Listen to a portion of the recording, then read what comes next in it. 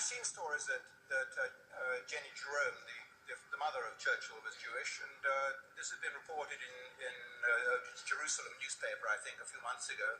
And now I'm obviously looking into that she had Jewish blood in her maternal line.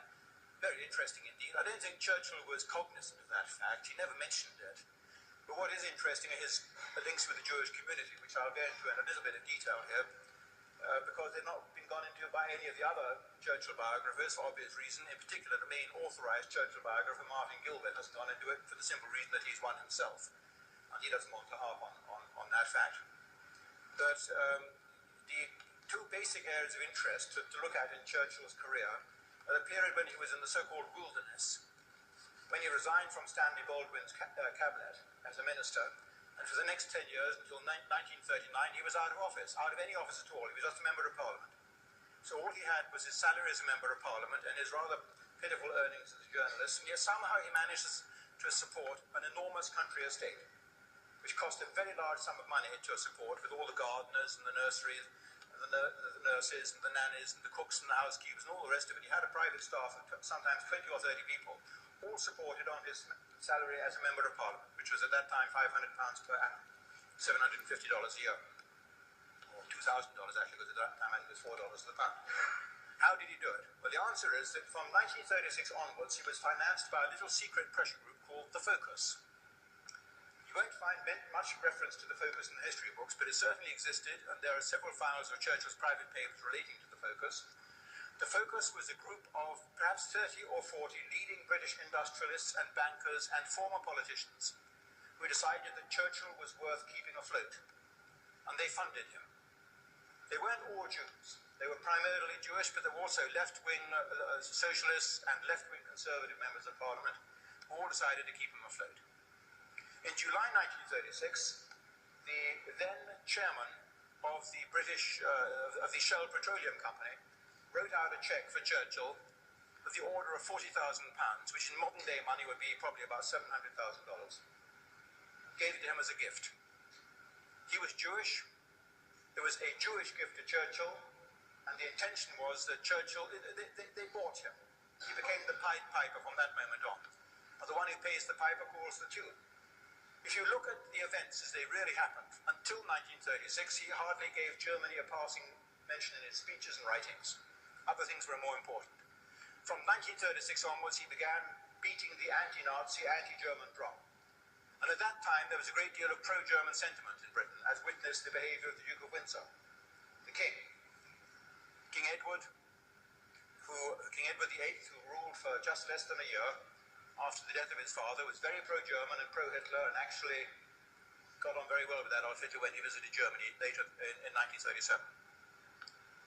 He was forced to abdicate by the same lobby, but it was this lobby which was financing Churchill from 1936 onwards, and which finally maneuvered and engineered his introduction into the cabinet in 1939, and finally his taking over as Prime Minister in 1940.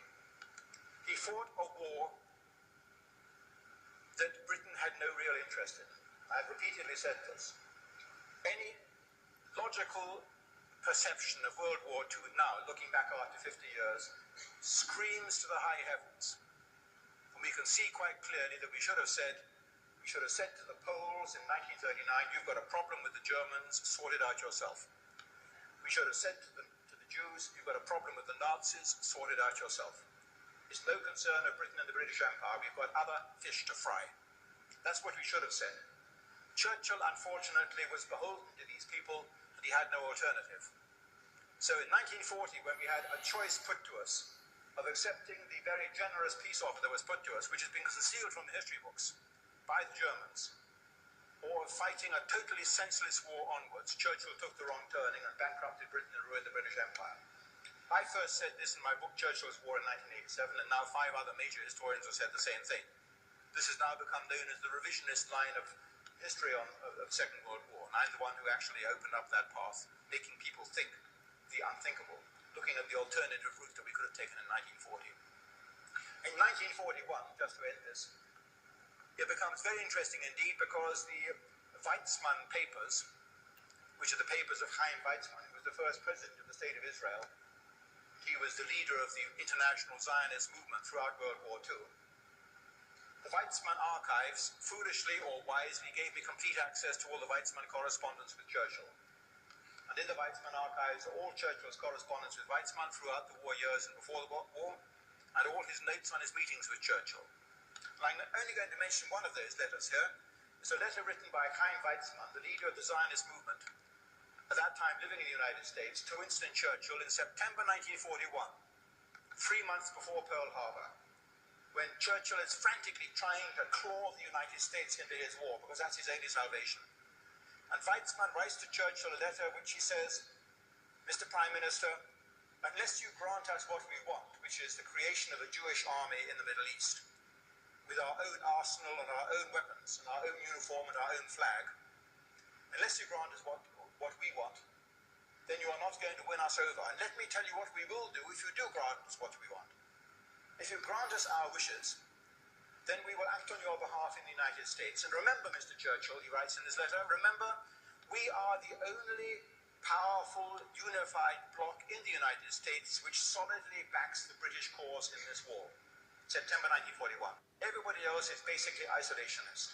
We are the only ethnic, unified group which solidly backs the British cause. We are the only people who are in a position to bring the United States into this war. We did it in the last war, and we can do it again. Needless to say, I quote this letter in volume 2 of my Churchill biography in a chapter called We Did It Before and We Can Do It Again. And I don't expect to get any applause from the newspaper community in Britain for having revealed this letter, but I think it's a very telling document.